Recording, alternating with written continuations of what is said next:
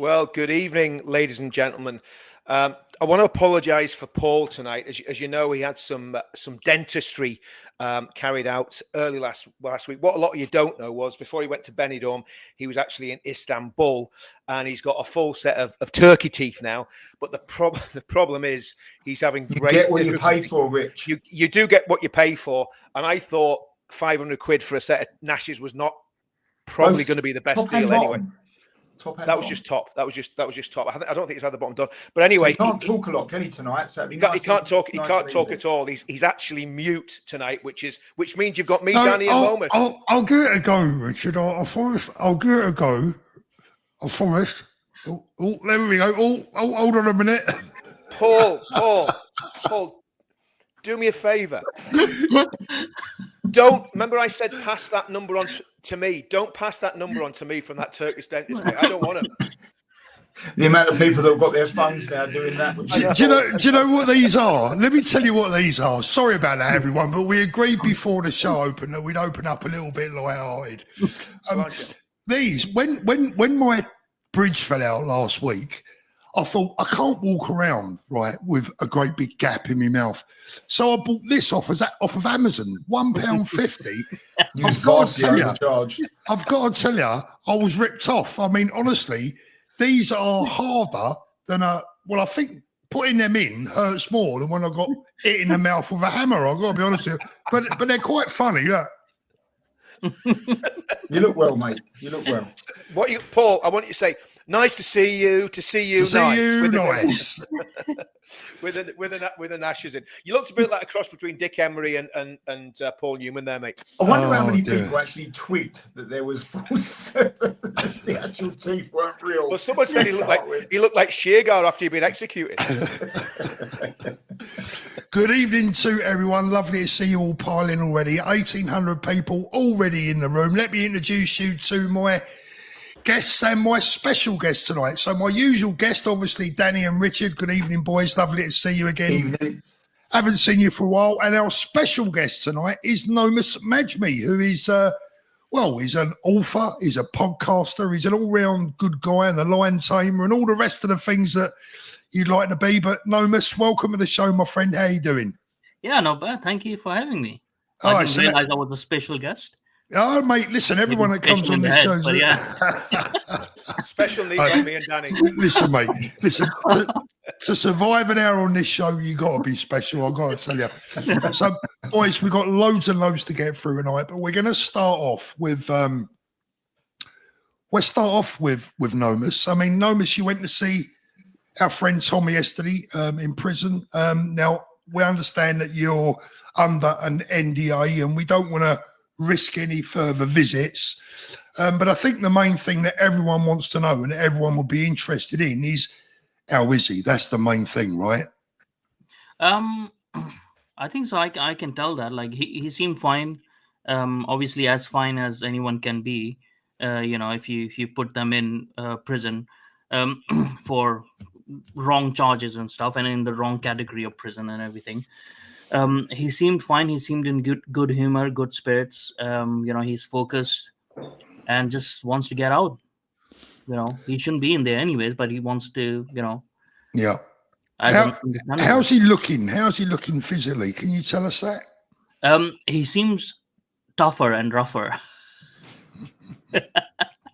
When I gave him a hug, like, he seemed even harder than before. I was like, "Oh, you're a rock now." So he's obviously been training. Is his hair short still? Because the last time I saw him, he said, he'd firstly shaved his head. No, like, he's got good set of hair, better than mine. It's grown, is it? Yeah. Moments. One thing that you will notice on my show is that everyone that comes on, their hair won't be as long as mine. If you've got better hair than mine, you don't get on the show. So. Hence why me and Richard are on there all the time. Exactly. I'm struggling. At least ours is still the right colour. Do you know what I mean, Danny? Yeah, I didn't want to say anything, mate. There you go. English realist, Paul and Danny, and most likely Richard, and special guest, how you all doing? We're doing well. Hi, Carl. Hi, Maxie. Hi, everyone in the chat. So, health-wise, do you think he seemed okay health-wise, mentally and Physically, Yeah, I you're mean, like saying it's in mentally, good he shape. seemed fine. Like, because like we all know, he's a very resilient guy. If it was Mm. anyone else, I think so they would be, off the head by now. He's keeping a routine and stuff like, and that's how he's keeping himself. I think so, zoned in, because he's keeping a routine to himself. Obviously, we all know, like with food wise, that he's so limited to what food he can Yeah. have. Yeah. Has he lost a lot of weight? He seems he's lost a bit of weight, um but like I said, like he's more solid, it seems like, so whatever Yeah. he's doing. He But looks yeah, all right. it didn't seem like he was, there was a bit of a difference. You could tell there was a bit of a difference. Okay. I don't know how he manages to walk around with those balls of his. I really don't. I mean, Yeah. anyone else, I think, would be wow. I mean, just Yeah. in a I have to say though, like the about the prison, staff and everyone, they were pretty nice. very good. Yeah. I've never been to a prison before, let alone this such a high security Well, prison. hang around, Momus. You might. Yeah. Spend much time on Paul's channel, and Yeah. Yeah. you might be a guest of honour Your there. wish may well come true. I was just saying before you came on, Momus, the way things are for me at the minute, 3 months in solitary would sound like heaven to me. So I could maybe swap Tommy for his last 3 months and do them for him. You know what I mean? Because I'm telling you. But yeah, it's good. The other thing was I was speaking to Tommy's team just before we came on there, and of course he's got his appeal on Friday. Mhm. I should have asked where it is. Somewhere in London, no doubt. I think it will be Richard. I think it will be Royal Courts of Justice again. No, I don't know. We'll put that out next. we'll have to confirm later on. Yeah. If we do another live Yeah. later on in the week, Like, we'll he told put me, that but out. I forgot. But I think, my personal opinion. This is only my opinion. If he doesn't win the appeal, then I think that's all the legal avenues exhausted, and I think you go into protest mode up and down the country with peaceful protest with banners and start making a little bit of noise and doing as much legal protesting as you can all over the nation, and in Spain and wherever Northern Ireland, wherever we all are. Let's get some free Tommy banners done and start getting noticed that people are not happy about what's happened. That's what I think. But we'll talk to his team about that and see what they think after the appeal's over. So next Friday, we'll probably have some announcements maybe about what we do next. If all the legal processes have been exhausted, what do you do to make people realize that what's been done is totally unjust? So that's what we're going to look at next. Absolutely. Now, before we set off on tonight's show, I put a question out. I mean, Andy the Gabby Cabby, who I'm a big fan of Andy's, I try and watch all of his videos. Yep. I've got a lot of time for Andy. He was asking a question about, or talking about Englishness, Britishness, Welsh, Scottish, Northern Irish, or whatever. And I put that as a question on the video before we started. Guys, do you class yourself as English first, Scottish first, Welsh, Northern Irish, or British? Momus, how do you class yourself, first of all? Well, I've actually written on my Substack about this as well in detail, because I actually do not like people like this idea that anyone can be English or anyone can be Scottish or Northern Irish or whatever. I think so. Your nationality in that sense is rooted to your ethnicity a lot, and just ignoring that seems a bit stupid to me. Like, because no one else in the world does it. There is no white guy going around calling himself Japanese just because he was born in Japan and has a paper that says he's Japanese. So if I went around and said, okay, I came over here and I love Britain, that means ethnically I'm British. That's a pretty stupid thing to say, I think so. As far as I'm concerned, because of me taking an oath, and becoming loyal to Britain and getting the nationality, I would classify myself as a British citizen, right? So that's the citizenry that I'm taking up on. But I'm not claiming, the like all the blood, sweat, and tears that have been spent by the ancestors of this country. I'm not trying to steal that identity, because that's what it feels like when someone says that. And that question actually arose when it came to Rishi Sunak, when it was like, oh, he's as English as anyone else who's been born over here or been over here for a while. What I would ask the question to people is who his parents were, right, or are, they're both Indians, who he chose to marry then as well. He chose to marry an Indian as well. So what is he saying by his actions, right? He's saying by his actions that he rejects the culture, values, and traditions of this country by not wanting to mix with the ethnicity. So it's sort of like, if I come over here, I can never be English or British, like in that sense, right? But what I can do is by my actions give the chance to my kids to be one step closer, right? Because that's how it works. So if I marry a Western person, like I'm married to a Polish person, so that puts them a step closer. And then the choices that the values that I instill in them and the surroundings that they surround themselves with, or I give it to them, I don't put them in a parallel community where there's all Pakistanis or Indians around, but I actually put them in a mixed area where there's more native population around. Then they will make those decisions, right? And in every step, in every generation, they'll become closer and closer to a point where they will be indistinguishable with the native population. That is what assimilation is. Assimilation is not as if like I come over here and all of a sudden, because I identify as English, I can call myself as English. That seems much like a man identifying as a woman just because they wear a dress, right? So it makes a lot of people uncomfortable, because naturally, like the English people and like all the others British people as well, they don't want to be, rude to people. They don't want to be exclusive to people. They don't want to, have people who love this country not call them as their own brothers and sisters, right? There's a difference between having a good feelings towards people and not like having rooted everything in reality. There is a reality to it. So we could have like a lot of Sikh people who are very pro Britain and stuff. That's fine, right?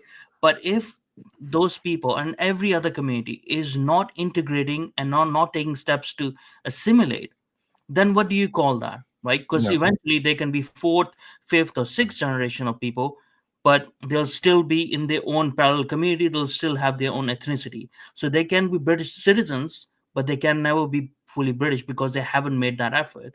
And being British is not about like being able to speak English in a particular accent, or eating fish and chips, or wearing a suit. That's not what a nation is, right? So a Japanese person, we talk about Japanese a lot, but like even let's say Chinese person, right? If a Chinese person, even if they wear a suit and they're not wearing their traditional dress, or even a Japanese person not wearing their traditional dress, doesn't mean that they are not Japanese or Chinese anymore, right? They will still have a nature. They will still have a soul that is attached to their lands and nations and their ancestors, and that memory is still there. You can't just transport that memory onto someone else. It's a really difficult one, isn't it? Because to be honest with you, I mean, I've probably said this before, but for me, I will class you. I mean, when I think of Momus, I just think of you as someone that's got red, white, and blue in their art, and for me, that makes you a fellow Brit. Because I mean, that's a French association, right? So I would trust you a lot more than some people that look just like me, because I know what's in your heart. So to me, that is what makes you a Brit to me. Yeah. But we could, if we want to look a bit more light-hearted, we could look at it from the football rule, right? If you can find a great-great-grandmother that's got a bit of Welsh in her somewhere, or went to Cardiff for the day, she can play for the Welsh football team, right? So we kind of got that going on as well, right? But I mean, that's a bit silly, isn't it? It's a bit like Ireland in the days of Jack Charlton, where if it was 3 grannies removed, and your family had been living in Millwall since the 1850s, but you could qualify as Irish if you had ginger hair and you're from Millwall. You could play for the Irish team under Jack. I mean, that was the way it was, wasn't it? And can you sing Danny Boy? Do you know the whole? Do you know the whole way? No, just Danny. All you got a bit to do is just say Danny Boy, mate. Don't you sing it? So I mean, football's gone completely the other way. But I mean, I think it's interesting. I mean, I don't even know how to look at it myself, really. I think, look, I'm definitely English, but I'm very, very proud to be British. I'm a big believer in the Union. I'm just as proud of the Scots and the Irish and the Welsh, as I am in many ways as the English, because I always think back to the lads in the trenches. Andy, the cabbie asked the other day about it, and I said, Well, if you ask the boys in the trenches in World War One, are you English, Northern Irish, Scottish, Welsh, or Irish? Because there was Irish troops there as well. And I'm not saying that they were British. I don't want to get involved in that conundrum, but you know, they were all together. Yeah, they fought and died side by side, and to me, that makes you a Brit. So that's what I'm really proud of. What are you, Danny? You English first or British? Spanish, mate. No, no, I'm not. I can't speak a word of Spanish. I'm definitely not Spanish. You need to pull your finger out, Danny, because these bloody immigrants that go abroad and don't bother to learn the language, it's not good enough. Do you know what? I'm with you, Paul. I got my head caved in for like about 40 years of my life, and it was only like December it stopped with me injury. And I blame that. You know, Sophie learns it; she's doing really well, and Carter's like fluent, absolutely fluent. And there's me. 4 years I've been living here now in this, and bear in mind I used to live in Tenerife as well. So I've got no excuse, but my excuse is I'm thick, right? And that's the only excuse I've got. That I'm a bit thick, and I can't. To be fair, I will back that one up. You know. Thanks. Thank you, sir. Good evening, lads. Was it Liam Galvin? Was it the Liam Galvin video again? Do you know what? We're going to talk about that in a minute, Danny. But first of all, answer me a question: are you English or British first? British. If anyone's ever said to me, what nationality? I would always say British, yeah. Yeah. Oh, and by the way, Momus, whether you like it or whether you don't, my friend, I'm going to describe you as British. You are, for me, you're British, and you're one of us. Well, because by heart, I am that. Like, you know, exactly. So that's why I say it's what's in here that counts, brother. Yeah. Richard, what are you? I'm English. And actually, I'm going to bore everyone with my little story, right? I was adopted, right? And I never. Out of respect to my mother, well, I know. Anyway, out of respect for my mother, I never tried to find out, you know, who my birth mother was or anything like that until my mum passed away. And I found out that I could be related to Dave Atherton because my mother's name when she gave birth to me was Atherton, right? So, and then I started looking into Atherton's. It's an old English name, so it goes back to the Middle Ages. So I am proper, full-blooded Anglo-Saxon, so I can now safely say, because I never knew before this week, I can now safely say I am a proud Anglo-Saxon Englishman, and I'm British, and I'm living in Northern Ireland, and I'm an adopted Ulsterman. I'm an adopted Ulsterman as well. All right, can we wake up now? Put myself to sleep there, Paul. That was really interesting. I'm not allowed to talk in the house. It's the only chance I get on here. There's another little story there because when I first met Danny's surname is the same as my mother's maiden name. So we was wondering if we are, you know, related somewhere down the line. No, I'm not even going to say it's not particularly common, is it? But just I think what rules it out is the hairline. I mean, that is what sort of kind of probably rules it out.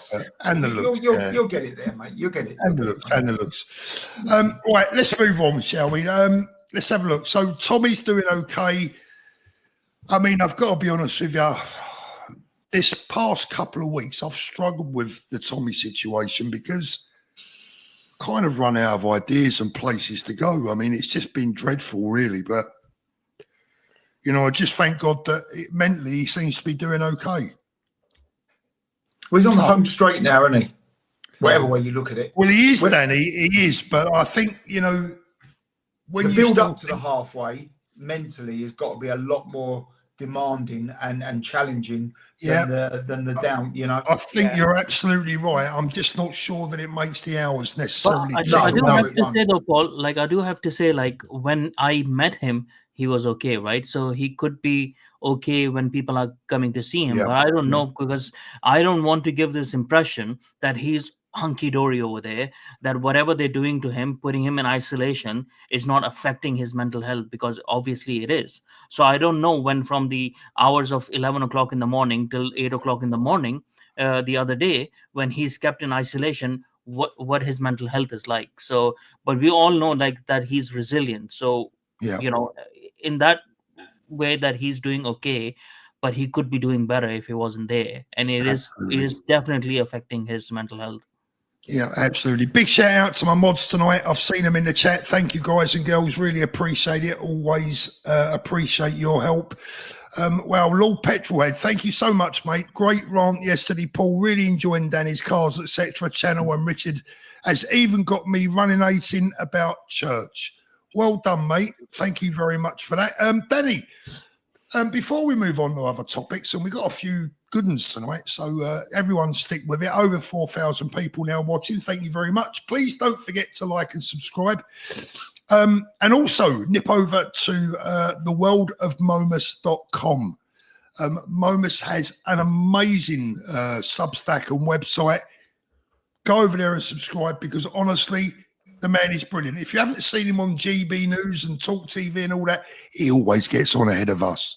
But there you go. There you go. Danny, Liam Galvin. So, I mean, Liam, I love Liam. I think Liam's a great guy. Yeah. So does Danny. I'm Danny waiting loves for the him as well. punchline. Come on. No, Liam, do you know what? I thought Liam got the best out of you yesterday. I thought do you know what, Paul, right? When sometimes I'm quieter on the lives and stuff, because obviously I'm probably not up with the politics as much as I should be in the UK. I try and keep on top of it, and I work out, what I want to say and bits and bobs. But boxing, I've been doing since the womb. Yeah, he couldn't shut you up, could he? I mean, yeah, no, as I say, it was an interesting little subject. To be fair, I've got to tell you, Danny, I've sat and thoroughly enjoyed every moment of that yesterday. Mate, yeah. And I knew how much I thought I knew how much you knew about boxing.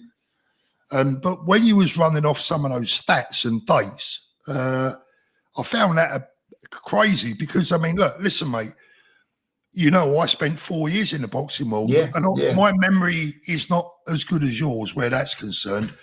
But no, it's brilliant, mate, and I think we'll do that on this channel as well one night. Mate. Yeah, maybe we'll do it before the Conor Ben and Chris Eubank Jr. fight. That will make. I think that will make for a great video, and everyone will enjoy that. Yeah. So well done, and well done, Liam Galvin, for getting the best out of you yesterday. I thought that was great. Let's just touch quickly on the buzzword of the weekend, which is Trump and tariffs. Momus, any view on that one at all? I've been against free trade for a very long time now. I think so. It's a mistake, because what happened? Like, I'll give you an example, right? So I was listening to a debate, and there was a free trader over there who was supporting free trade, and what that person said was free trade is good because we bring up the economy of countries like Bangladesh and stuff. Right, because they get manufacturing over there, they get risen away out of poverty. It's like, at what cost? At the cost of your own homegrown manufacturing of the towns that have gone completely decimated, the towns up north where all the people lost their purpose and stuff. You don't care about that.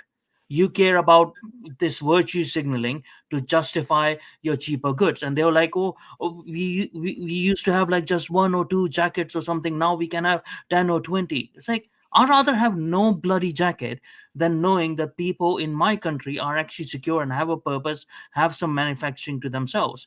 We can all have things a bit more expensive. It doesn't have to be, we don't have to buy things for £2, everything for £1 or 2 from China, right? We've always done that. Everyone has always done that. So I feel like the free trade started, and also the problem with free trade is the free trade always comes with mass immigration. It has to support that, right? Because it moves people around, and it has to have, like, you can't have free trade and you can't block migration then. So there's a lot of problems with free trade, I think. So what Trump is showing over there as well is his intention. He's trying to do some deals with them. So obviously he's just showing like, okay, these people are putting tariffs against me as well. Now the stats that he has shown, they are not exactly the right stats, or he's simplified it. Obviously before effect he has to simplify it.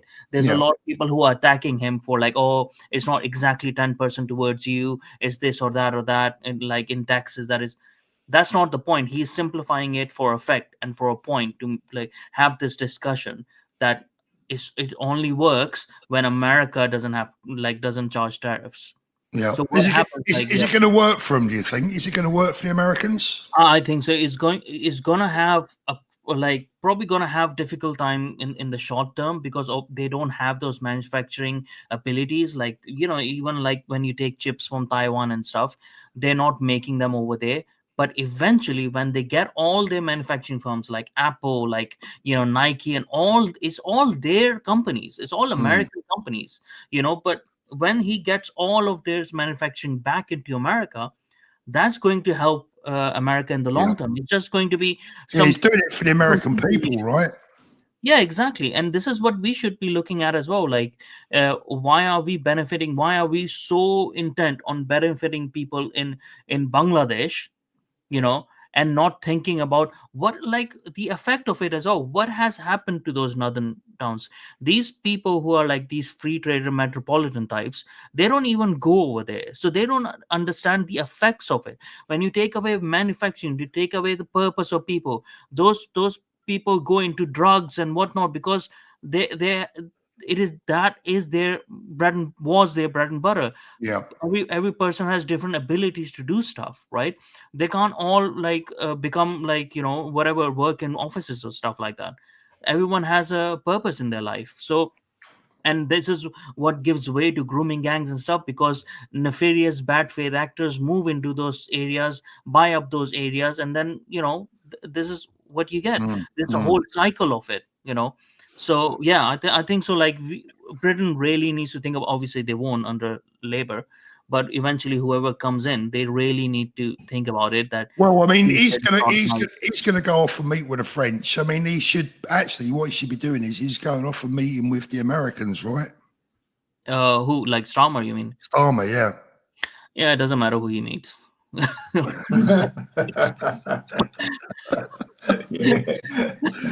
can meet God himself and he'll just bore him to death. Yeah, exactly. Danny, any thoughts on the tariffs? Yeah, mate. I mean, it's wiped out over £18 billion off the Moscow Stock Exchange. 18 billion. I mean, that's about 9%, I think, of the Moscow Stock.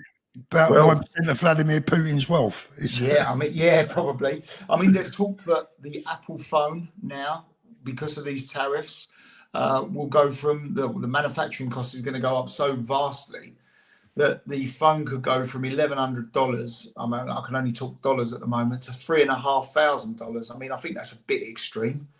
But that would play quite nicely into Elon Musk's little idea, wouldn't it? Because he's launching a phone that's going to compete with Apple anyway, which is going to be a damn sight cheaper. And obviously Trump and Elon are hand in hand, so that could work.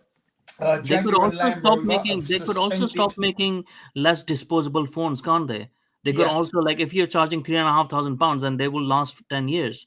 That's how it's supposed to be. Yeah, they need to at $3,500. Yeah.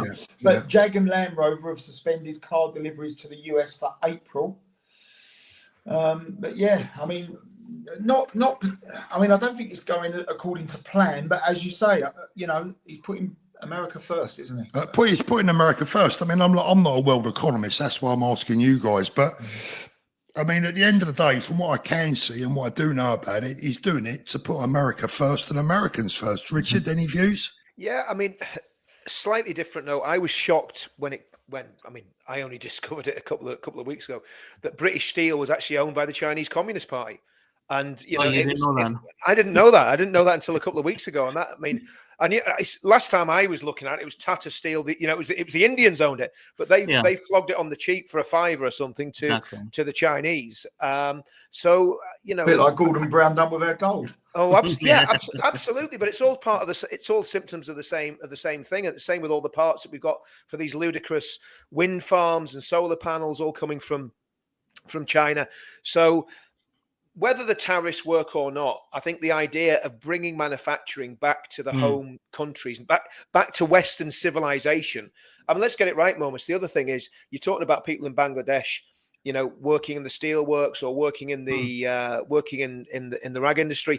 The reality is they're working for about $2-3 a day if they're lucky. They're not getting, and that's the reason that it happens, because they know they can make the stuff for nothing by paying people slave wages, then bring it over here. So nobody cares about the working class, whether it's a working class in the UK or the working class in Bangladesh. So this nonsense that, we're creating wealth in Bangladesh. No, you're not. You're making the top 1% really wealthy all over the world.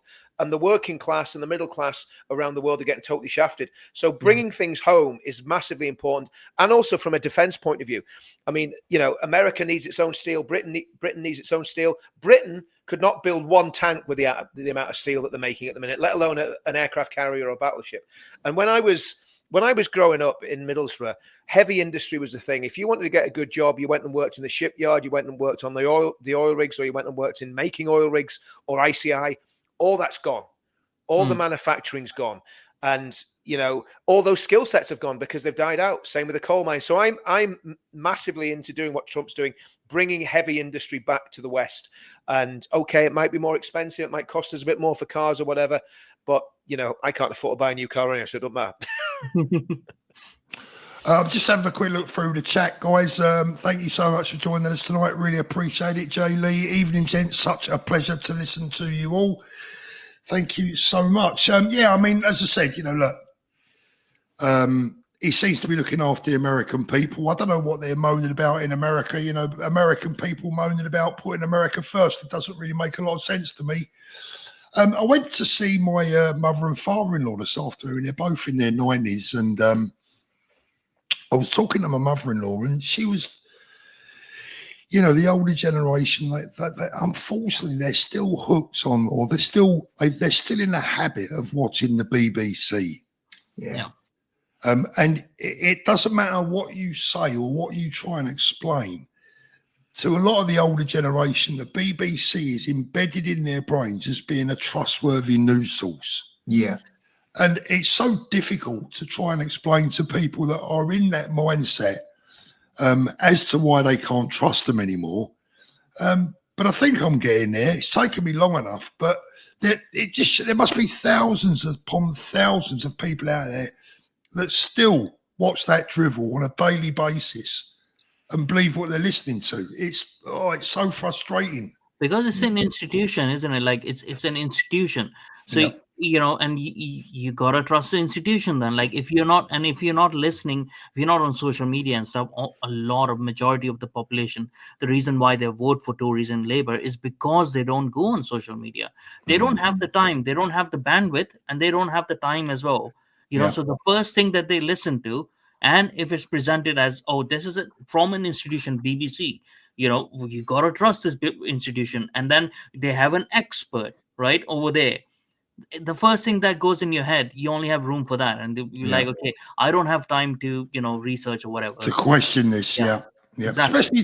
Especially for the older people as well. Because, I mean, look, even people of our age, I mean, we were brought up with the BBC, there was Auntie Beeb. And it for years. Sorry, I don't know what you're talking about, Paul. No, you'd be a bit younger, Danny, wouldn't you? But it is what it is. But very frustrating. The television, aren't they, Paul? That used to be pushed. I mean, they never used to have remote controls. BBC One, BBC Two, ITV. That was it. Then Channel 4 came along. He still has that. He still has that. Yeah, exactly. And they're just set in their ways. Right, going to move on, guys, because one of the things I wanted to talk about tonight was Lucy Connelly. I spoke about her in a video that I released this morning. Lucy has been denied a home leave to see her kids and her husband, who I believe is not particularly well.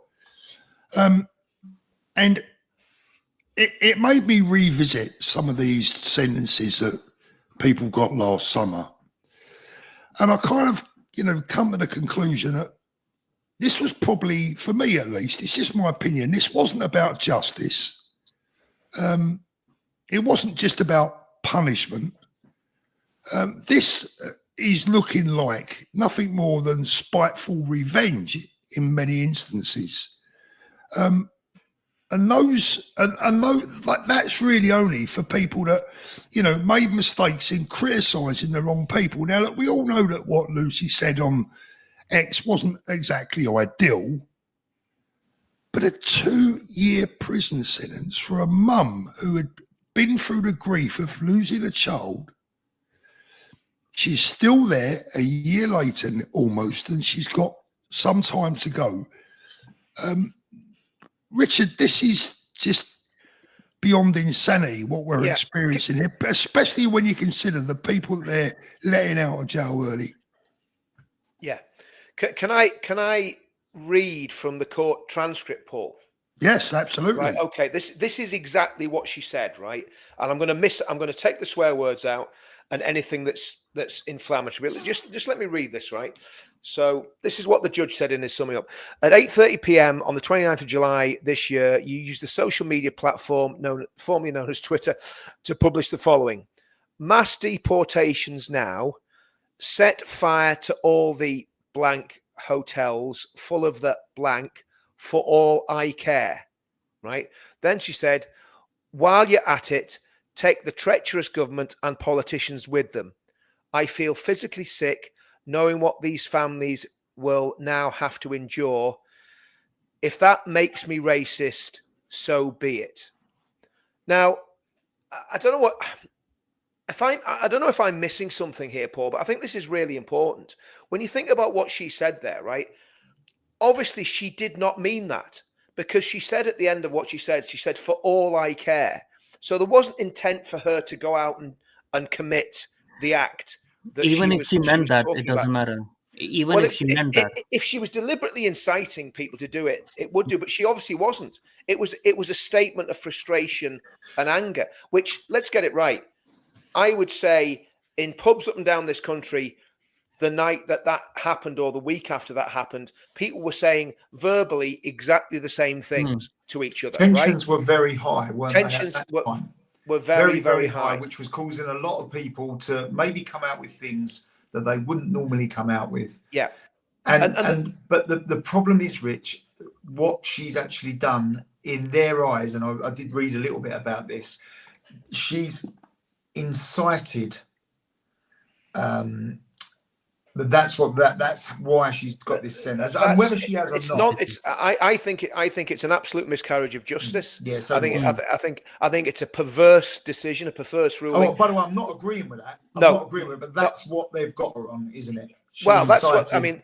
That's what they said. Then it goes on to say, when you publish those words, you are well aware of how volatile the situation was, as everyone is aware that volatility led to serious disorder in a number of areas of the country where mindless violence was used to cause injury and damage to wholly innocent members of the public and to their properties, right? So there's a big disconnect here. So she's on Twitter. And I think that the key in this, and I wonder what sort of brief she had whenever she went to court, because when she said set fire to the blank hotels full of the blank, she said for all I care. There's a difference between if she'd have said, right, Momus, go and set fire to that hotel now. I want to make sure you burn every single one of them, right? That is a completely different sentence to what she was found guilty of. Now, she was saying that she wouldn't care if that happened. That's what she was saying. Yes, exactly. Now, she obviously had a rubbish brief, and I don't know if she's pled guilty or not. Did she plead guilty, Paul? I can't remember. I can't remember. I think she must have. Yeah, she must have done. Yeah. So if she'd have actually gone through the legal process properly, instead of this perverse two-tier fast track. And let's get this right. There's one man that's responsible for that woman's suffering. Sorry, two men. That animal that's in Belmarsh and Keir Starmer. Because Keir Starmer was putting pressure on the judiciary to have fast-track trials. Well, they made it. Look, Keir Starmer's press conferences after the Southport tragedy he made it quite clear. He made it quite clear what was going to happen. And some people might say, well, he put an end to it. And it did, to be fair. Can I sorry, just pull you up there, Paul? Southport wasn't a tragedy. It was a bloody massacre. That's what Southport was. Because this is the language. That it was a tragedy. It was a tragedy for the families. But it was I think language, because it was a massacre. If we downplay, and it was a terrorist attack as well, it might not have been an Islamist terrorist attack. We still don't know about that, because that's still a very ambiguous topic. Some people say it was, some people say it wasn't. But what we do know is that man had terrorist literature, and he carried out a terrorist attack. And it was, and this is the opaqueness of it all. And people like Lucy Connelly were, lambs to the slaughter. They've taken the brunt. People like Lucy have taken the brunt of. They've taken the brunt. But like I said, look, going back to what I said a minute ago, it stopped. It's stopped now. It's now stopped looking like punishment and more like revenge for daring to have an opinion. I mean, look, one or two of those lines that she wrote, I'm going to admit, I find a bit distasteful, and I certainly wouldn't have wrote that myself. But go on, Richard. What was you going to say? I wouldn't have either, Paul. But the tensions were very high. But the reason I wouldn't is because I pretty much know where the line is for these scumbags to come after you. I actually don't. I think if she'd have pleaded not guilty to that and she'd had a good brief, the end of that sentence where she said, "For all I," but this is the key thing. For all I care. I think that would have made all the difference, and so you know. Yeah, I mean, if you was to say the world could end tomorrow for all I care, you're not inciting the world. You're not advocating for it.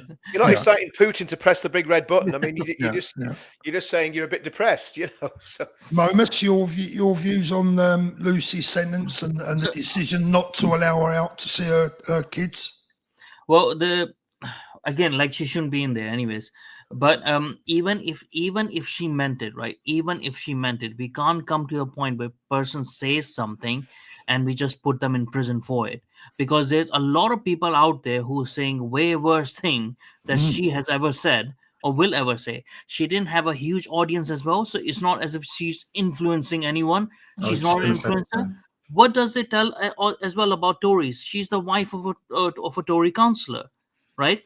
So they didn't even come out to protect one of their own. So what does that actually tell you as well? That means that they agree with Starmer as well, because they don't want people to riot. For 14 years, this is the reason why Tories have not done anything about the rape gangs, about any of these things, right? Because this is what they fear. They fear that people actually waking up against them, right? I don't think so. It's a good idea. It was a good thing that Starmer came out and mellowed everyone down and stop the riots and stuff, because I think so there should be proper protest against the government, but peaceful. It has to be peaceful. It has to be peaceful if the government is peaceful, right? So, but whatever it has to be there, right? People have to be out there. They will first come out in anger. They won't maintain the anger if like they're led properly, right? But we can't say like, oh, we don't want people out there, we just want people to stay at home. So, you know, thousands and thousands of daughters of this country can get raped, but you dare not say something on Twitter, right? Because that is the red line of this government, and right? Exactly. I mean, Danny, the Justice Secretary, Shabana Mahmood, is it? I think it's Shabana Mahmood. I mean, does she are her fingerprints on all this? They have to be, surely. No, not well. Look, right, that the girl that's doing the time now. At the end of the day, had she said it in a pub, we wouldn't be in this situation, right? She could have been in a pub full of like 100 people, and we wouldn't be in this situation. And she didn't probably have much more of a reach on her social media. I don't know what her social media reach was, but probably not much more of a reach on her social media. Yet she's doing, I think it's 2.5 years, Paul. I don't even think it's 2 years. But to not allow her out, they're making examples. They're political prisoners, aren't they? And they're making examples of all these people, yet releasing real criminals to make the room for them to go in. But what I can't understand is how the world, and in particular, you know, organisations that are supposed to be for human rights and against, you know, this, that, and the other, all these people are supposed to be tolerant and caring, and, you know, want to welcome. Why isn't there uproar? Why is there no uproar over this? There are other people, and I mean, I'm picking on Lucy tonight because she was or I'm focusing on Lucy. We're standing up for Lucy, I think. You know, yes, standing up for her. Yeah. Can I just because they don't see their opposition as humans. That's the thing. They won't fight for the human rights because they don't see conservatives or anyone like, you know, even like up to white guys or whatever. They don't see them as humans anymore. That's why they will never fight for their rights. Here's a really interesting thing, right? This is what it says at the start of the ruling. Lucy Connelly, you've pleaded guilty to the offence of distributing material with the intention of stirring up racial hatred. Now, let me read what she said again. Mass deportations now, set fire to all the effing hotels full of the bees for all I care. While you're at it, take the treacherous government of politicians with them. I feel physically sick knowing that these families will now have to what these families will now have to endure. And the reason she could say that she knew what they had to endure because she'd lost a child, a very young child as well, right? If that makes me racist, so be it. Where in that quote does she mention the race of people in the hotels? Does she mention the race of the government? So I think this is a miscarriage of justice, even though she's pleaded guilty. And then she was sentenced to 31 months, 31 months in prison. And you think about some of these groomers, some of these, and we're not going to say the word, but these groomers, because we'll just use that just because we don't want to get you dinged, Paul. But some of these groomers have got much lighter sentences. Some people that have carried out horrendous assaults have got much lighter sentences if they come from the preferred demographic. And that's the reality of the situation. So I think it's two-tier policing. It's an absolutely despicable sentence for a vulnerable woman. Her life will be destroyed forever because of this. And even on that day when all of them came out with their, you know, with all their weapons and stuff that they had stored in their mosques and stuff like that. What about them? Not a single one of them. They're all on camera. They're all on video. They should know who they are, unless most of them are illegals and have no record. But the government should know who they are, right? Why are they not done anything to them? Richard, here's the thing. When you say that woman's life is ruined, I think what upsets me as well, where the court is concerned, is that woman had lost a child. Her life had already been ruined. And they knew that. Yeah. And they knew that. And they knew she was vulnerable. They knew she had psychiatric problems because of that. You know, where is any sense of compassion? And instead of that, for me, they went for revenge, spiteful revenge. How dare you say this? You know, I mean, just completely crazy. Nina, thank you so much, Nina. Hi, my lovelies. Although I was born here from Greek Cypriot parents from the 1950s, I say I'm British. When my late parents came here, they had a British passport. Love you all. Love you too, Nina. Thank you very much, Kenny. Hi, Paul. Hope there's no cousin marriages going on with you and Danny. Thanks, Kenny. The moderator, how you doing, mate? All the best. I know exactly who that is. Is there any chance of getting Danny's autograph? You have to pay a bit more than a fiver, mate. Do you know who that is, Danny? Do you know who the moderator is? Well, don't mention the name, but do you know who it is? Does his name begin with an I? No, it doesn't. But you're close. The British Patriot. Thank you very much. Evening, guys. Thoughts on Dan Norris, Labour MP? Has he been charged? Because if he has, I'm not sure that we can speak about it. I'm not sure. Yeah, we better check that one out, actually. Well, I think we can say on a general comment, not about this specific Labour MP, but there seems to be a lot of unpleasant characters in Parliament that are involved in all sorts of nonsense and nastiness. Yeah, hobbyists. Yeah. Full of degenerates, anyways. Talking about Labour MPs, I mean, I haven't looked into it, but apparently second home council tax has had a huge increase. Like they're really hitting people that have got second homes. I don't mean homes that they rent out. I'm talking about second homes, like one in London, one in Birmingham type of thing. But interestingly, the MPs don't have to pay that. Of course not. If you're an MP. My council tax here has gone up to £500 a month now. Yeah. £500 a month. That used to be a mortgage. Paul, I've done a little video on this today about how the governments are trying to detach you from your money. Yeah. £500 a month. And I can't even get, honestly, if you want to get a police officer or an ambulance around here, well, you can, you're licking your finger and putting it in the wind because you just don't know. Sharon, thank you, Sharon. Loving Danny's channel. Nice to see something different. Now painting my bathroom. Could do with some help, guys. Stop chatting and pick up a brush. I'll tell you what, Sharon, there's one thing. If you get Danny round, he's so tall, you won't need a step ladder. Won't need a ladder. Just put his hand up. Thank you, Jay. Appreciate that, mate. Rumble off of dreams. The BBC owe billions to Britons for messing with our minds and making us permanently paranoid with their "we have listening devices" claims in the 1970s and 80s. Make that a topic, not a badge. I'll say that about BBC though. There's around 22.4 million, I think so, people who pay TV licenses that amount up to £14 a month. That is around 340 million pounds a month that the BBC is having, right? Wow. If that money is directed towards somewhere else, how much good we can actually do. 340 million pounds a month. And that's just from licenses. There's other ways that they make money as well. Yep, it's a whole lot of money, isn't it? Absolutely, for sure.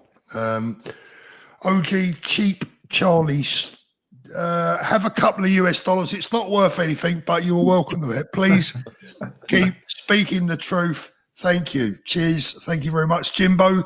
Evening, guys. Have you heard about the national strike on the 24th of May?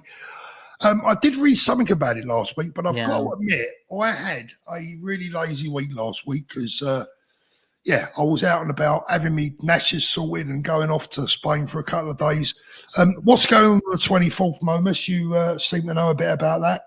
I haven't heard that much about it. Like, it's not credible where I've heard. I'm not on TikTok, so I can't verify what. I don't think it's an official. It's not official, is it? No, and nobody's gonna do that unless it's through unions as well. And because they're the only ones who can organize these sort of strikes because they can get people their money and stuff. There's no way anyone is doing that. Yeah, absolutely. Kenny, Ricky Jones said, we can see what he said. Please pled not guilty and still walking free. Yeah, I'm not sure when his case comes up. I don't think it's that long away, is it? Mouse Charger, 23rd of the 4th, 25. Let's celebrate St. George's Day. Thank you. Gareth, love and miss illegal, not allowed banner. Thank you, Gareth. Appreciate that. Let's have a look at the regular chat. What's coming in? Great result for my football team today. Fulham 3, Liverpool 2. Thank you very much. Lovely. That made my afternoon. I've been actually recently supporting Fulham, Oh, good man. I used to, I supported Liverpool since I was a kid, and I stopped supporting Liverpool 2 years ago because they were just being annoying, and I started supporting Fulham. So it was a good day. Lovely family club. Lovely family club. Something else I wanted to touch on tonight was this. I know it's been spoke about quite a lot, but this Netflix drama, Adolescence, apparently it's now going to be shown in schools up and down the country like it's some kind of reference or documentary. Before we go any further on that topic, I want to show you a little clip from the BBC, to be fair. This is a weird one, but I want to show you a little clip. If they're going to play a drama to our school kids up and down the country, for me, it shouldn't be one called Adolescence. It should be this one, and it's called Free Girls. Yep. There's no such thing as a child prostitute. What there is a child who's been abused. The 9 men have been released on bail. How many victims? 47. And when they went to the police, nothing was done about it. No one bothered. What do you think that does to a kid? We treat them as human beings and we say we're sorry. What is the point if a jury is not going to believe she's telling the truth? I watched her interviews and I believed her. This program. Right now, I don't know how many of you watching this right now have seen the documentary Free Girls. I would recommend that you have a look at it. It is on the BBC player, I believe, still. But Momus, why is Keir Starmer so keen for our youngsters to be watching this drama, Adolescence? And have you seen it, first of all? I have actually seen it, and it is actually a good drama. if you ignore a lot of the political, stuff that they're trying to do, the hidden messages, stuff, yeah. and this is what annoys me, right? Because this is actually a serious topic. This is a problem in the youth these days, how they're getting, how social media is corrupting them, and how it's affecting everyone, right? But we have to make everything political about it, right? They had to raise soft people, they had to do all of that, and that takes away the seriousness of this topic. This topic should be discussed outside of it, and the same thing would be in Free Girls as well. I'm pretty sure they wouldn't have shown all those people who are abusing those girls to be Pakistanis or anything like that. They would have shown a heavy number of people who are white English, right, abusing those girls and stuff. So they would raise swap people and take away from the actual problem that is out there, right? The girls are getting abused and groomed and raped and stuff. That is an actual problem, apart from whatever race it might be. And the same problem for me is with adolescents as well, that what they're showing, that is an actual problem. The boys are getting bad role models in our society. They're more towards materialistic things, and they're being made into, uh, not good. Like, it's not good example to be Good men, not good men. Yeah, Let's say it for what it is. Not good men, Yeah. not good husbands, not good fathers. Yeah. Not good parents. Instead of actually talking about these topics, we just, like, it's just been made political, and now he's going to push it. The reason why he's doing it, obviously, because he's a raging Marxist, so he has to destroy the home culture. The first way to destroy a home culture is to neuter the biggest force in that culture, which is the white men, right? So they are the defenders of that culture and values and traditions. So he has to do that, right? It's all part of it. Richard, did you watch it? No, I won't watch it on principle. I've got on Netflix. 90% of the stuff on Netflix is absolute garbage anyway, and I've no interest in watching it. I've a good idea what the plot is because there's been that much publicity about it. I think it's ridiculous. I think you're absolutely right, Paul. But just a point on Three Girls. Three Girls did show that it was Pakistani men that carried out the attacks, and then of course when that lunatic drove his van into the mosque in London after one of the terrorist attacks. He said he'd done it because he'd watched Three Girls. That was part of the court case.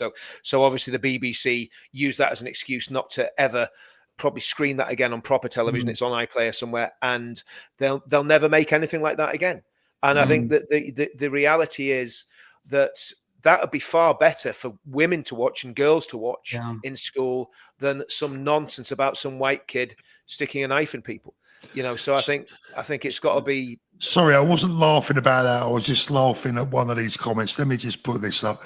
I don't know which comment he's talking about. This is coming from a guy who practically lives in Spain. Can I just say I know that name? I've been in Spain this year for about a total of 9 days. Week. Yeah, I was going to say. You spent more time in immigration when you get back, Paul, than you spent in Spain. While you've got that up, man's. I don't want to disrespect the guy on but he's been commenting on and it's all negative, mate. It's obviously some form of illness that he's had for many years. As you say, Paul, I think the best thing to do is just ignore it. Just ignore that one, but it did make me smile. That they do make you laugh. Let's have a little look. A lot of people saying they're English or Irish or Scottish first or whatever.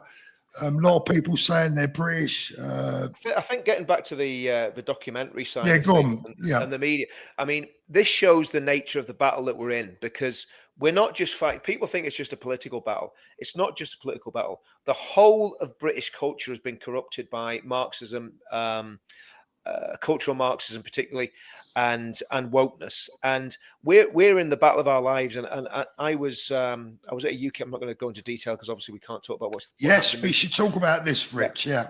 So I was at a meeting of UKIP on Saturday. And I'm not going to go into strategy or anything. It was discussed. I'm not allowed to. But UKIP have a really good positive vision for the country. It's very, very Christian orientated. Okay, that might not be some people's cup of tea. That's fine. There's plenty of other, but it's the only party that's really, really hammering home on British culture and giving a vision for what we have to do to basically set everything right. And I came away from it thoroughly excited about it. I think, at the minute, let's just get this right, Paul. At the minute, and I'm going to say this, no other political leaders apart from UKIP and Reform, or political parties and leaders, apart from UKIP and Reform, are giving any solutions. We know what reform is. Reform has been, it's very obvious what reform is and what they're about. As far as I can see at the minute, there's only UKIP that actually has the answers. Now, if something else pops up, all well and good, but it's not there because there's been a lot of talk about parties coming, but they haven't come. So to me, if people want to get behind a party that believes what we all believe, then UKIP's the only answer out there at the minute. Simple as that. O to B says the SNP have tried to kill Britishness. Indeed, they have. Top Cat, Northern Irish. Northern Irish. Yeah.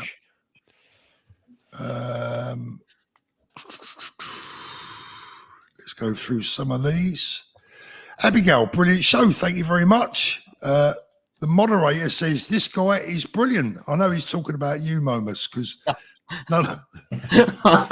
Is it that obvious now? Oh, it's funny. He's definitely talking about you, mate. He definitely. That's thrown me, that is. Good one. Nice one, mate. Richard says, hi guys, I'm having to rewind this. Didn't get any notifications. No, they've been a bit mean. Paul says, Paul's on the champagne. His beloved Fulham beat the Scousers today. I won't harp on it too much, but there you go. So, I mean, in general, Danny, did you watch Adolescence? No, mate. Sorry, I don't watch television. I'll be honest, Momus, you know what? I watched just over half of it and actually found myself losing interest. I don't know why. Everyone has been raving about it, but I think so. I did watch. The thing is, like, I know the topic a bit, from working with certain families and stuff. So I know the topic a bit, so it kept my interest within it. And I was ignoring all the political and Marxist or undertones in there. So I was ignoring that just to push through to understand that. Yeah. And a lot of things that they've discussed is true. But the thing is, like, it's not coming from the people with that intention, right? That's not the intention. But for me, the topic is actually good because, it destroys people's families and stuff. And social media, like, a lot of people have been talking about this way for 10 15 years now, about social media destroying the lives of young boys and girls. It's a reason why they're becoming more trans and stuff like that. This is because of social media, and we have to get social media and phones out of school. It did show the reality of schools in London, intercity schools, where there's no discipline and stuff. All the teachers, what they're doing during the whole day is trying to hold down the kids, and then they have no energy left to actually teach them anything. And it just keeps that cycle of sort of like slave sort of labor that goes on, because these kids will never become anything good. Most of them will just go into drugs and stuff like that. So there were a lot of related topics within what they were showing, which was like true, and they were important topics. Like even the father, by that guy who wrote that, like showing that he's a hardworking, good guy. He hasn't done anything wrong or anything. It's just how much can you control the environment of your kids, right? When the school does not have any discipline around you, no matter how much you try to give your kids, it's so easy for them to fall into it, because the parents are trying to make money we don't have that like we used to before. Like the father is only working, mother is not working, sort of a situation. Both have to work 24/7 now just to maintain a life. So yeah, I mean, for me, like, there were a lot of topics in there. It's just that the timing was not right, and the intention obviously was a bit off skewed, because you can't trust the intention right now as well, and it's not the time to talk about it. But it doesn't mean that there is not an issue. There definitely is. One of the issues I've noticed, sorry, I just dropped something in.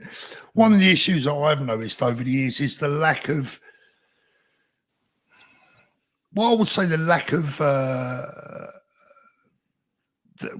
being guided at school. I mean, when I went to school, there were hefty punishments for bad behaviour. Bad behaviour wasn't rewarded; it was punished.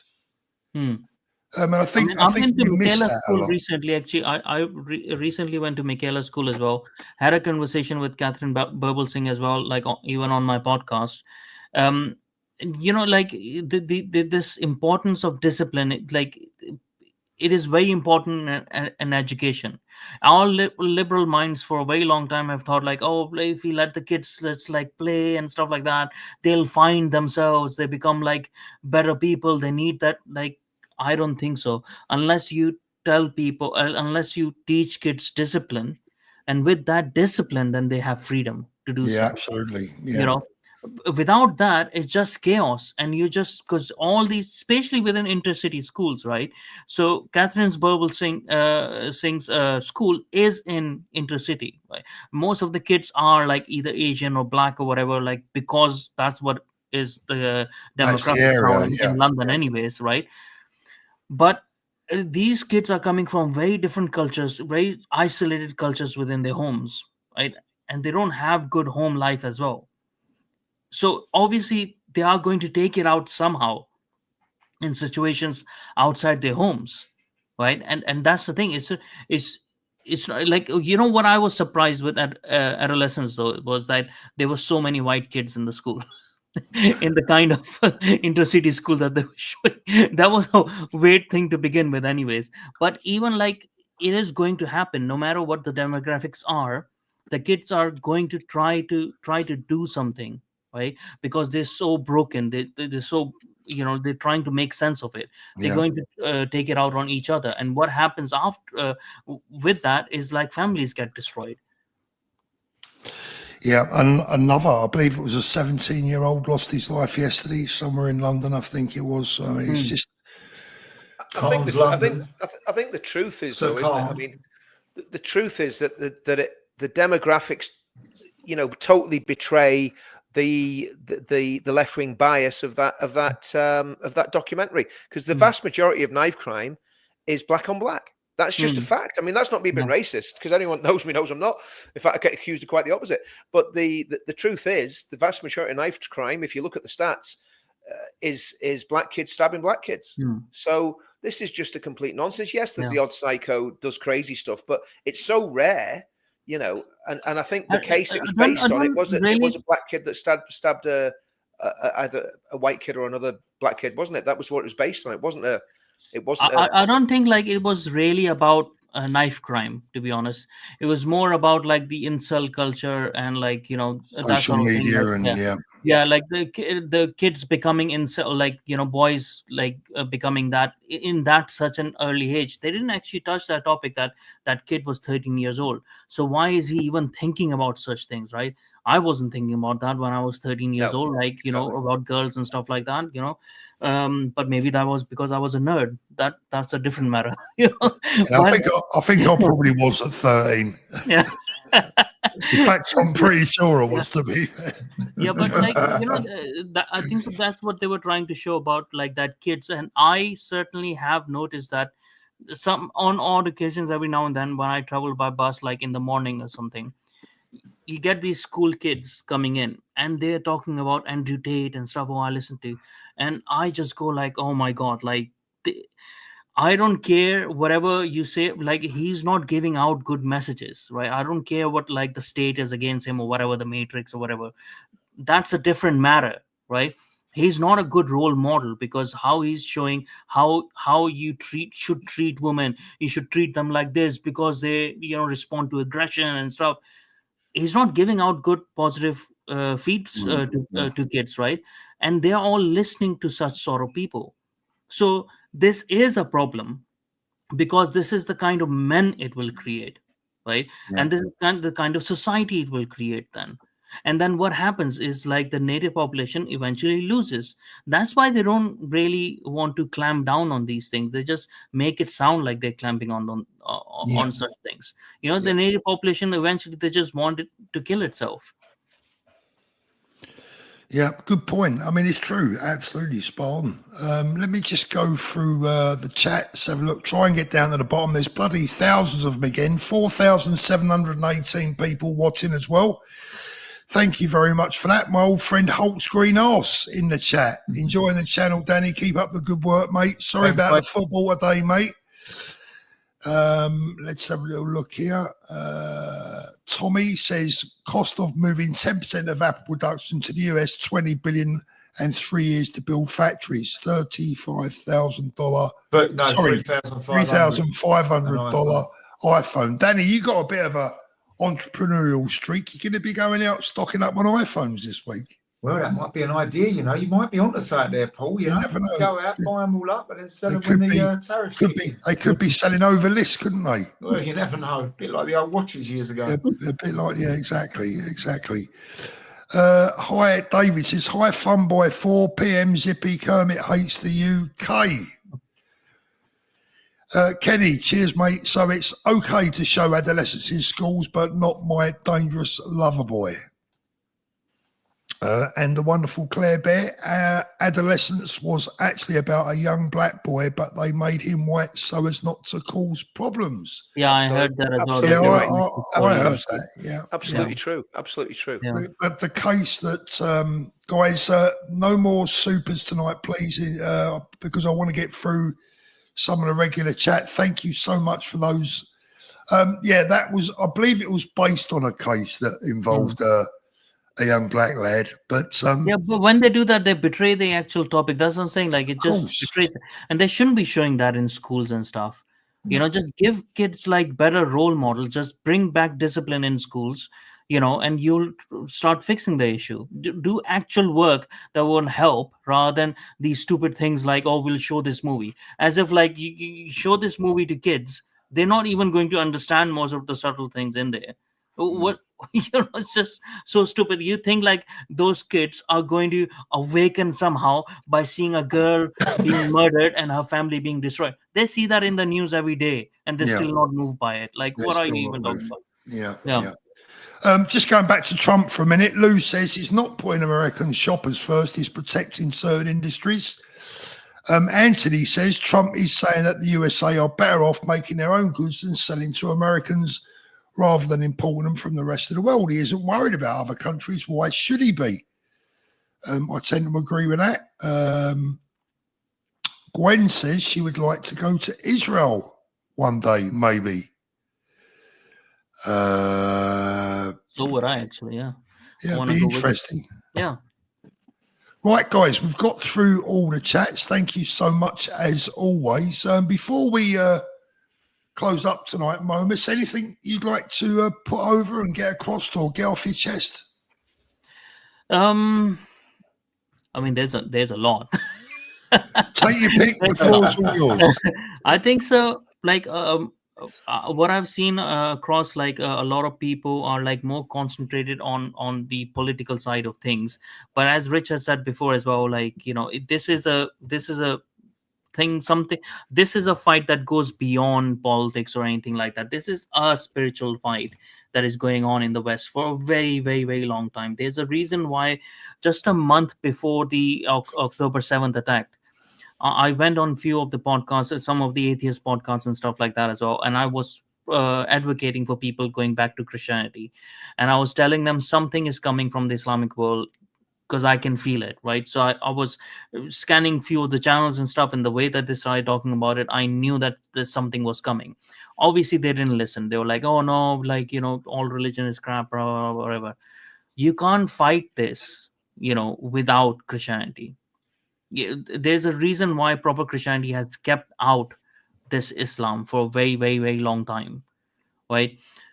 I think so, and I think so. People need to concentrate a bit less on politics. Politics will fix itself once you fix the culture, because out of that culture is where the people come, and the politicians are people as well. No matter how degenerate and nasty they might be, they're still people that come out of the same cultural milieu, right?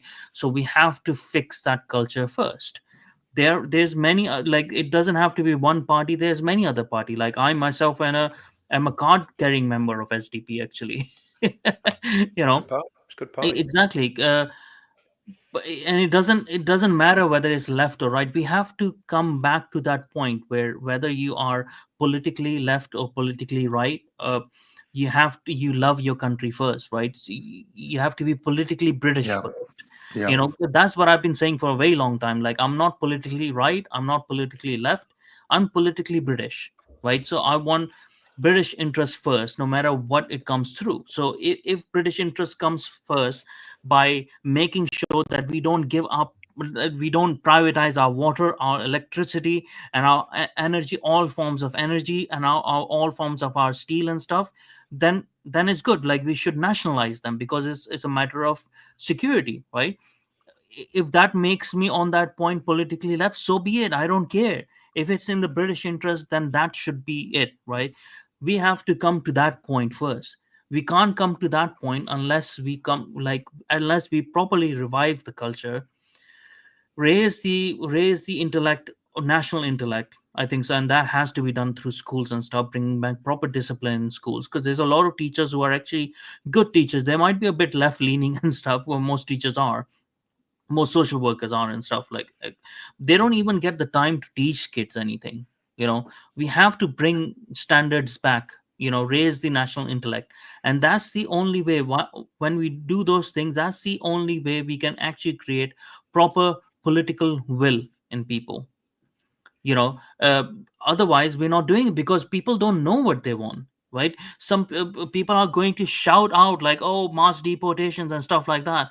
They don't know how it's going to get done, so they'll get fooled by any political party, any charlatan like Farage, that comes out and says whatever he wants, and people will just follow that person because they think that's what they want. They need to care about the substance, how you're actually going to achieve what you're asking for.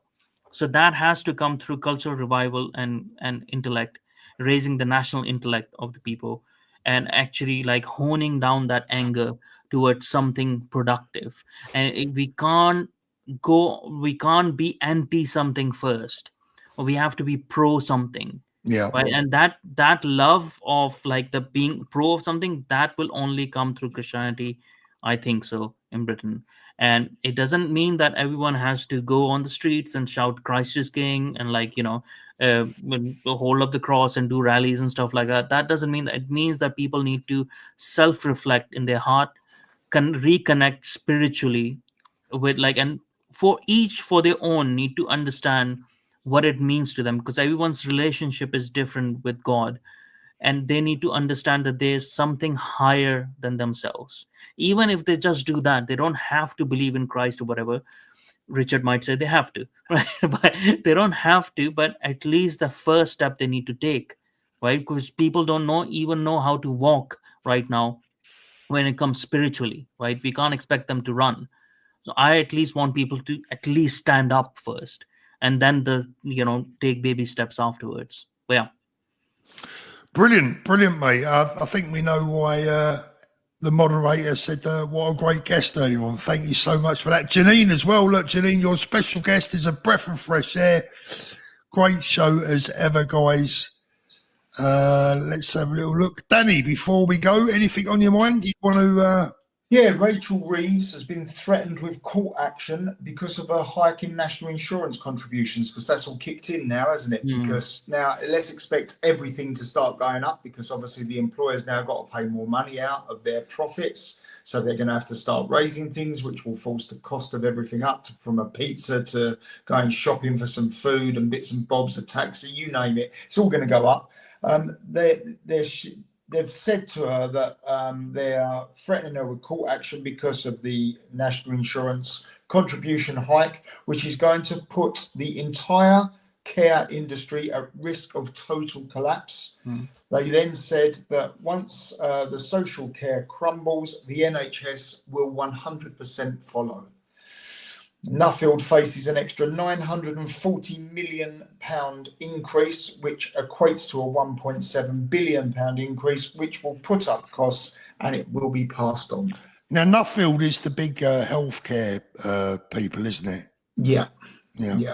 So you've got to remember, like as I say, that's gone on. It's a tax hike as usual. And they take the strain off the NHS. That's where I had my op. Exactly. So what they're saying, if that crumbles, then there's extra pressure on the NHS, which is already at breaking point, if not already broken. And well done, Labour again. Well done. Yeah. Well, the plan is working then. That means.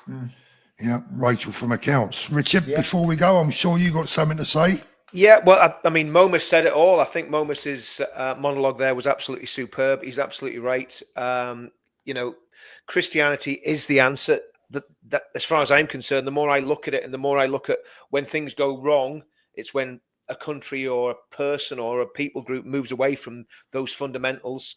You know, the very basic fundamental Sermon on the Mount, 10 Commandments.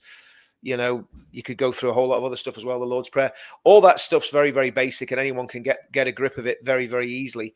And I think the more people that did that, the better. And let's get it right. If our Muslim friends all embrace Christianity, we wouldn't have any problem with jihadists or kids getting raped. It's as simple as that. Mm-hmm. So that I agree with Momus 100% on that. I think the other thing, if we're talking about how to fix things, and me and Danny had a conversation about this the other day. I'm not going to the full detail of it, but it was about personal responsibility.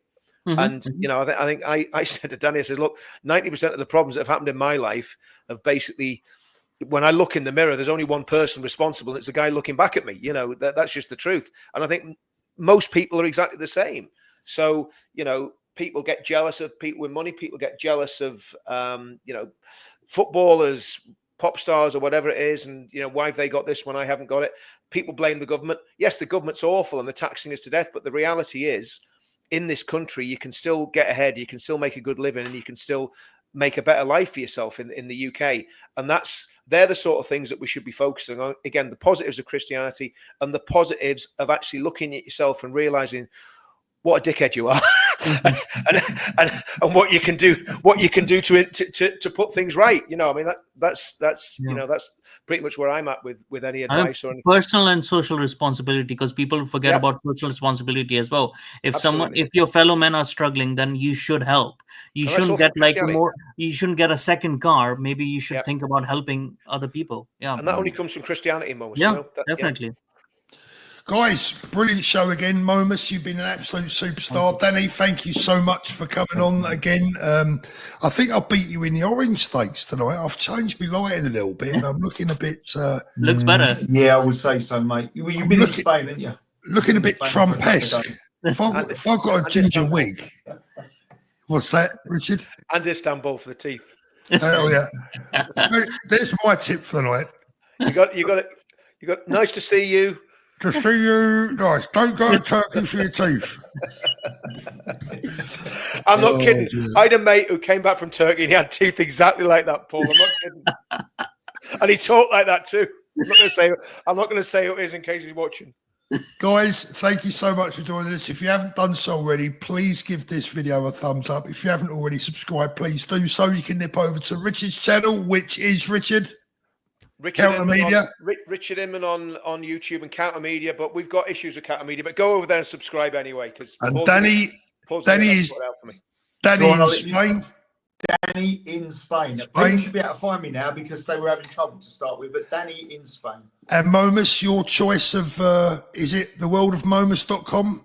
Theworldofmomus.com, Substack, The World of Momus on YouTube, The World of Momus on Twitter. Everywhere is The World of Momus. MOMUS.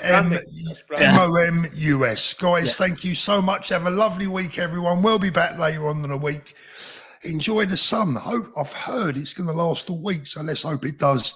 Thanks for joining us, and we'll see you again soon. See you later, everyone. Night all. Take care.